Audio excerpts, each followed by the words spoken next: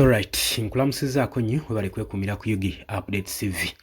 General Muhoozi Kainerugaba, Chief of Defence Force, avuddeyo naye akyamiriza ensi n'agiteeka ku bunkenke oluvannyuma lw'okuvaayo okwewaana n'ayogera omuwendo gw'abantu be yaakatta.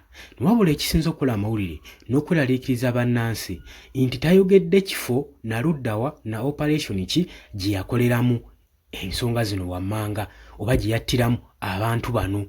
Tayawudde oba bateralisiti wabula agambye waba bazeebazeemu yaakatta abantu abawera mu 7 naye ng'agamba naye mpulira mu mutima gwange siri mu mativu na muwendo ogwo, mpulira nga ndiiriddwamu olukwe ku muwendo gwe mba nnyina okutta.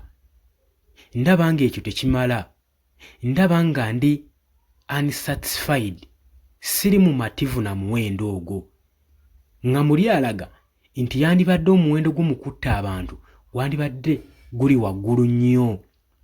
Ekisinza okweraliikira bannayuganda ye General y'omu agenda mu maaso n'okuba ng'akontestinga okusikira entebe y'obukulembeze bw'eggwanga Uganda ku kitaawe Mwami Yoweri Kaguta Museveni.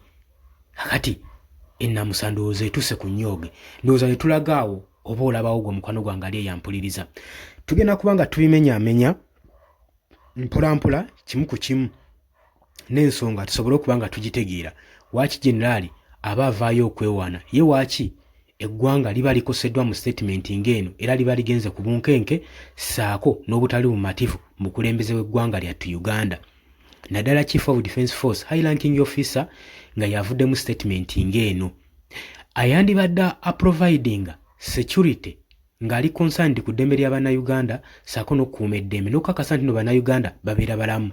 Statement ng'eno singa aba agitaddewo ng'erimu amatankane egenda maaso n'okukanga bannansi n'okutiisatiisa naddala mu bino ebiseera nga tusemberedde akalulu ka 2026.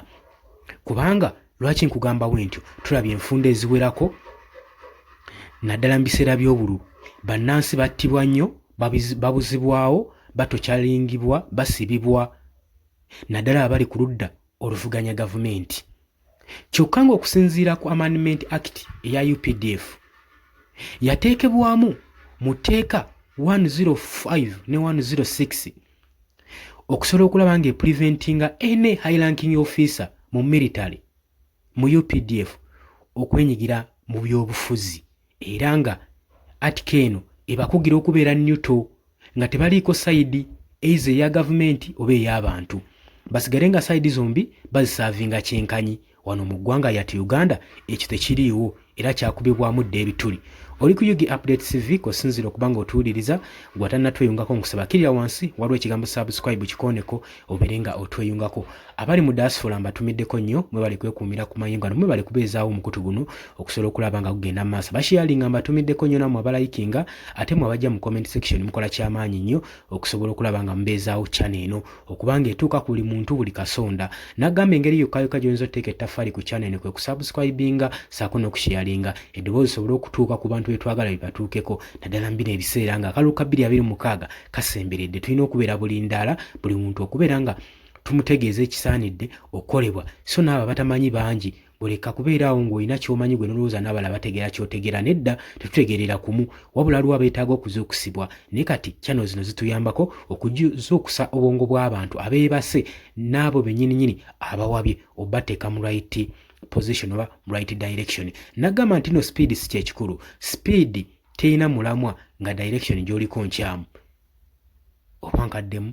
Speed teyina mulamwa nga direction gy'oliko nkyamu, kubanga n'onootambula ojja kuba tomanyi gy'olaga ne destiny ojja kuba togimanyi. So kitukatakako okuba nga tuserving oba nga tuspreadinga information egenda maaso n'okuwumira matu ga Bannayuganda okusobola okulaba nga tubayamba. Saagala kuliisaayo Muhoozi wabadde ku mukutu gwe gwa social media avuddeyo n'atweetinga, wabula ensonga eno ekwatiddwako nnyo eyaliko spokesman Charles Magezi owa UPDF yageze maaso n'okuzuukusa ebigambo bino ebya General Muhoozi Kainerugaba bye yagamba nti nno yagambye nti nno Sofana akatta abantu 7 naye mpulira nga si mumativu n'abantu abo. Omuwendo guno gwandibadde gulinyisibwamu.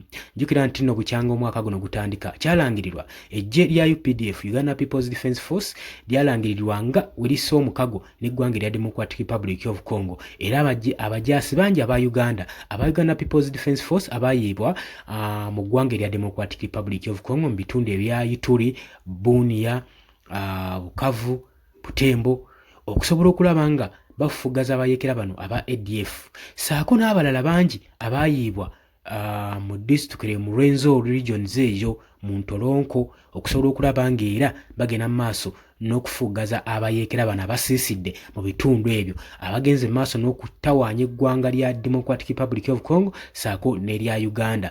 Kaakati omuwendo ogwakattibwa kituufu gwo tetugumanyi, wabula ye Muhoozi agamba yakatta 7, tetumanyi nga ye personally, wabula ekikola amawulire nga bwe nkugambye tayawudde oba mubona atwaliramu bannayuganda abantu ababulijjo ba civilian abazze bawambibwa nga tebabalabibwako.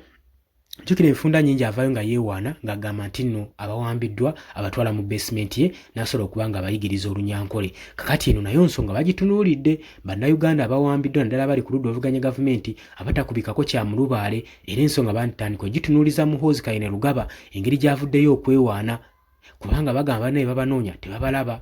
Jjukira n'ebyaliwo mu by-election eza Kawempe, omuvuyo ogwalabikibwako era mwalimu amagye aga UPDF abajja ati bonna basisiirira mu Kawempe mu by-elections ezagenda mu maaso nga bagenda mu maaso n'okujjuliza ekifo ekyo okufuna omubaka kiikirira mu paaliyamenti. Mwalaba omuvuyo gwonna ogwaliwo, era mulimu abattibwa, ekyo saagala kulimba, mulimu abaabuzibwawo, mulimu abatalabikako, mulimu abadetainingibwa ne kaakati bakyaliyo, naye nga mpaawo kibabalanga n'okubasalira batwala mu maaso g'omulamuzi tekinnakolebwako. Kati zino zonna ensonga bannayuganda bazitunuulidde ku statement Muhoozi Kainerugaba gy'akoze, era bangi basigadde beewuunya era nga balinze eggye erya Uganda People's Defence Force baveeyo bakomentinge ku nsonga eno, baanukule ddala operation ki eyakolebwa eyattibwamu abantu 7, so ate era ku schedule ki, before ki, baani, ebyo byonna ebibuuzo biri ku mitwe gy'abannayuganda bagenda maaso n'okwebuuza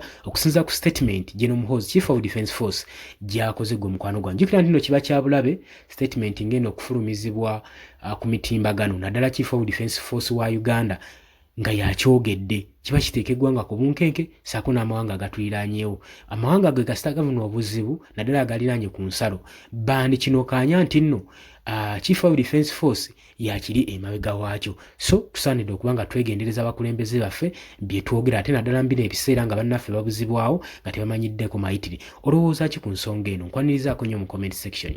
Ng'atannatweyungako nyongera okukubiriza kirira wansi waliwo ekigambo subscribe kikooneko obeere nga otwegattako. Mbagaliza olunaku olulungi, tugenda kuba nga tukuma baganda bange. Mweraba.